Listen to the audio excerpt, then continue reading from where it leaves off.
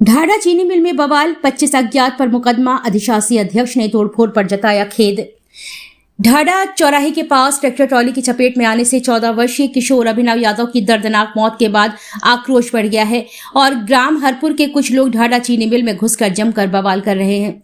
मिल परिसर में तौल काटा, कंप्यूटर, प्रिंटर सहित कई उपकरण तोड़फोड़ कर दिए गए और मिल के कर्मचारियों से मारपीट कर फरार हो गए हैं। घटना के बाद मिल प्रबंधन ने 25 अज्ञात व्यक्तियों के खिलाफ मुकदमा दर्ज कराया है। न्यू इंडिया शुगर मिल के उप महाप्रबंधक HR ने दी तहरीर में बताया कि रविवार दोपहर 12:30 बजे से शाम 5:30 बजे तक तकनीकी कारणों से मिल में गन्ना पेराई बंद थी।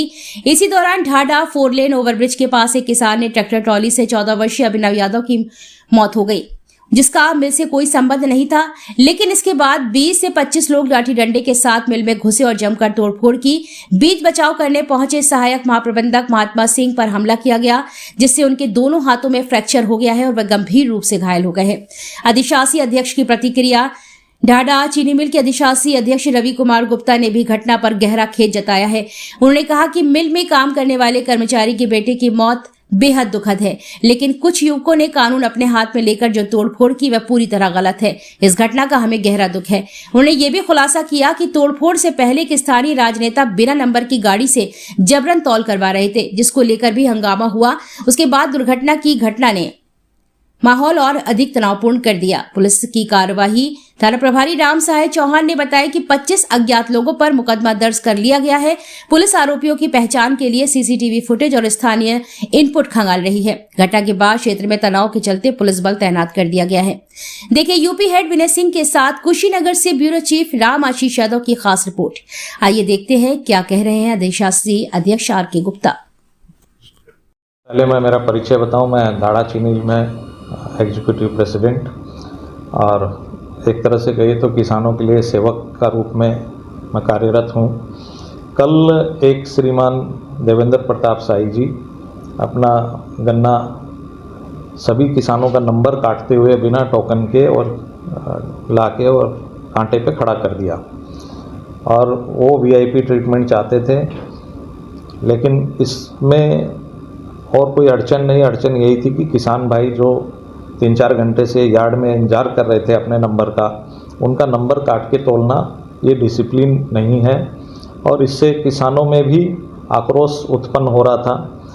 इसलिए हमने उस चीज़ को रोका टोका और आखिरी में वो गन्ना हमने साइड करके खड़ा करा दिया और जब टोकन पे नंबर आ गया उनका गन्ना तोल भी लिया गया।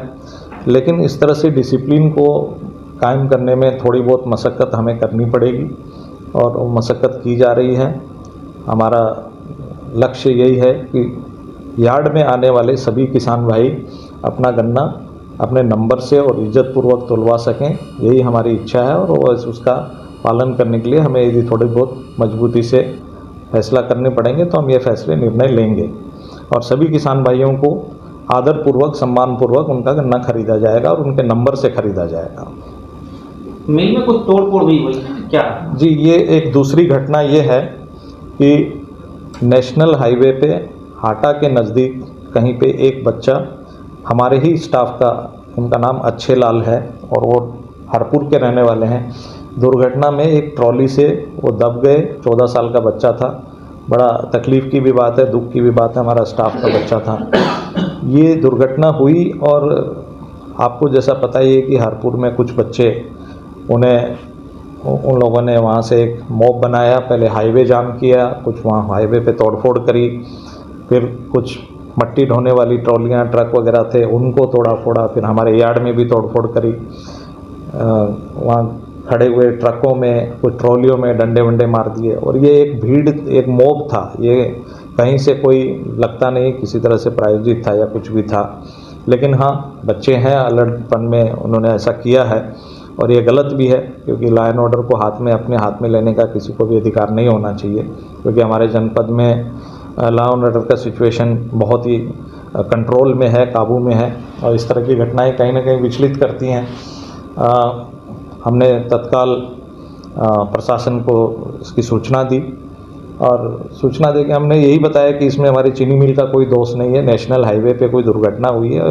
दुर्भाग्य से, ठीक है वो किसी भी गांव का हो, और हमारे स्टाफ का लड़का था और जिसकी तरफ से कोई रिएक्शन नहीं था, अच्छे लाल की तरफ से कोई रिएक्शन नहीं था। उसने कहा साहब दुर्भाग्यपूर्ण, मेरा तो चला गया, मुझे मील से या किसी और से कोई शिकायत नहीं है, ये जो कुछ भी हुआ उसने भी दुख प्रकट किया इसके लिए।